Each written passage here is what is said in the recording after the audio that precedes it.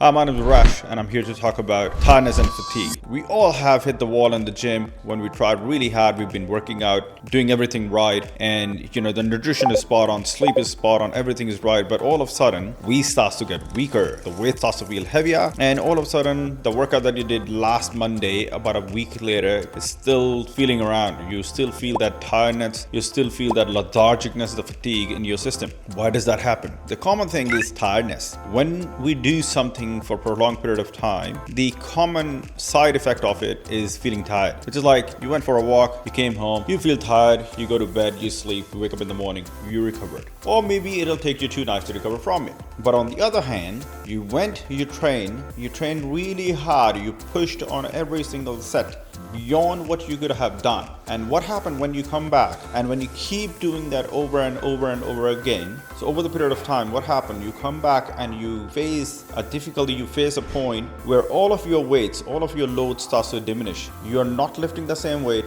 you're not feeling the same what you were feeling a week ago. That's called central nervous system fatigue. Basically, the tiredness that you feel is just physiological tiredness, but the central nervous system fatigue comes from the neurological tiredness. So neurologically, you're fatigued, which means your dopamine has crashed. You have pushed beyond what your brain could comprehend. How to recover from it? The first one, as I said, like you come home, you're tired, you come home, you have your enough protein, you have your nutrition spot on, you go and have a good sleep, and you're good to go. 1 or 2 days later, you're fine, you're back in the gym, you're pushing the weights. Whereas a CNS fatigue, you need it longer. It takes longer for you to recover. You need a minimum of sometime a week, sometimes 2 weeks, just to get out of it. Usually the people, those who do a lot of compound lifts, especially the power lifters, face this problem. One of the most common things that was spoken by Eddie Hall on to how he was able to reach 500 kilos.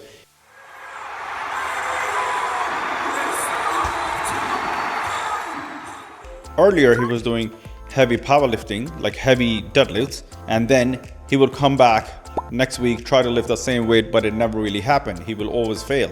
He was kept on doing that for a very long time, almost a year, before he started cutting down onto the weights that he was lifting. So what he basically did, he was lifting heavy, he will do 425 kilo or something, and then he will go back and lift under 400 kilo, and then he will go back and lift a little bit less than what he did on the previous week before he would attempt anything more than 425 kilo.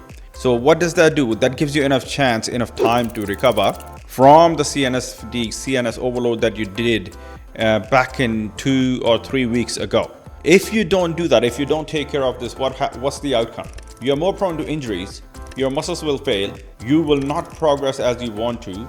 The biggest side effect you will see, you will start accumulating fat. Yes, that's a fact. Even after working out, even after training so hard, you will still get fat because your CNS is overloaded, your CNS is fried. So to avoid it, you need to set your program in such a timely and systematical manner where you are not repeating the same load every single week. For example, the most common mistake I would say the beginners do, they will test out their bench press, or they will test out whatever their max lifts are pretty much every single workout, not just week, every single workout. Every single workout they go into the gym, they will try to lift heavy and heavy and heavy and heavy, and there comes a time all of a sudden the body crashes.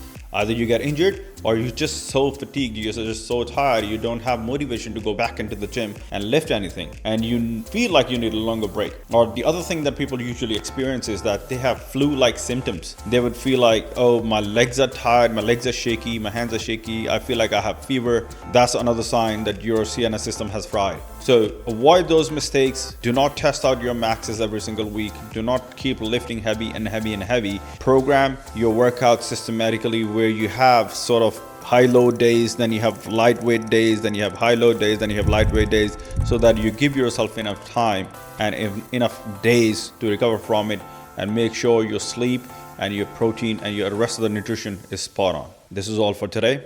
I'm out.